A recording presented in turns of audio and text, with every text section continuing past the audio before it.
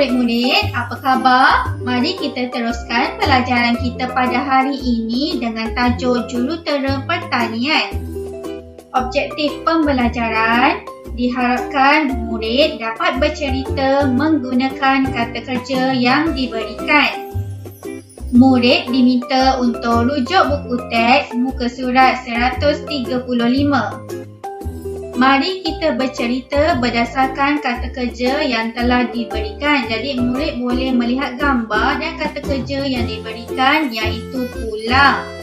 Zara baru pulang dari sekolah. Kita gunakan kata kerja pulang. Dia menghadiri ceramah tentang kerjaya dalam bidang pertanian. Mari kita lihat gambar yang kedua. Kata kerja yang diberikan iaitu berangan-angan. Tadi Zara baru pulang dari sekolah. Kemudian dia duduk di dalam biliknya. Jadi ayat yang boleh dibina iaitu selepas mengurus diri, dia duduk di dalam biliknya. Dia berangan-angan ingin menjadi seorang jurutera pertanian. Kita telah gunakan kata kerja berangan-angan. Kenapa dia berangan-angan ingin menjadi seorang jurutera pertanian? Sebab dia baru pulang daripada menghadiri ceramah jurutera pertanian. Gambar yang ketiga, mari kita lihat perkataan yang diberikan iaitu berada. Contoh ayat yang boleh dibina seperti berikut. Dia berada di pejabatnya. Tertera namanya di pintu pejabat sebagai jurutera pertanian.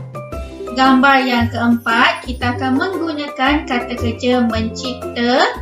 Sebagai jurutera pertanian, Zara telah mencipta baja yang mesra alam untuk kegunaan petani.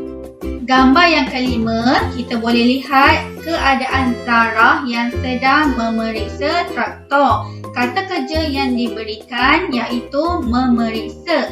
Jadi ayat yang boleh dibina, Zara juga memeriksa keadaan traktor yang akan digunakan oleh petani.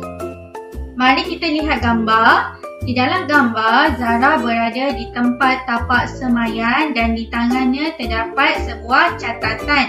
Kata kerja yang diberikan iaitu menyediakan.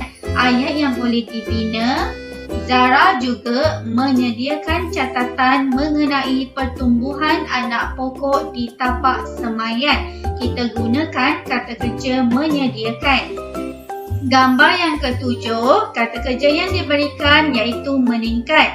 Kalau tengok di dalam gambar, kita boleh lihat Zara berada di pejabat Mardi. Jadi kita boleh bina ayat seperti di pejabat Mardi, Zara telah menunjukkan hasil tanaman yang semakin meningkat.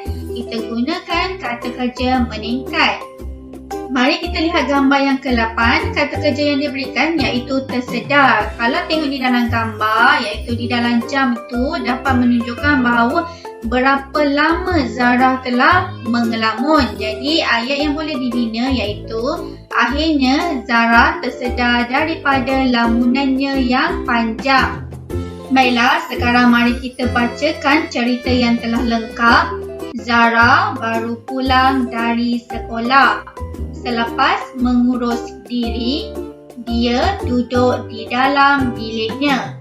Dia berangan-angan ingin menjadi seorang jurutera pertanian. Dia berada di pejabatnya. Tertera namanya di pintu pejabat sebagai jurutera pertanian. Sebagai jurutera pertanian, Zara telah mencipta baja yang mesra alam untuk kegunaan petani. Zara juga memeriksa keadaan traktor yang akan digunakan oleh petani. Zara juga menyediakan catatan pertumbuhan anak pokok di tapak semaian. Di pejabat Mardi, Zara telah menunjukkan hasil tanaman yang semakin meningkat. Akhirnya, Zara tersedar daripada lamunannya yang panjang.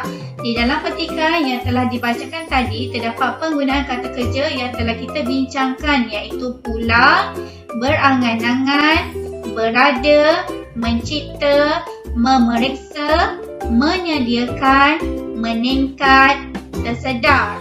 Baiklah, untuk tugasan yang pertama, murid diminta untuk salin kembali cerita dalam bentuk perenggan.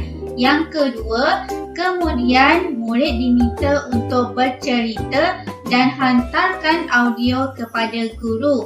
Jadi, selamat mencuba.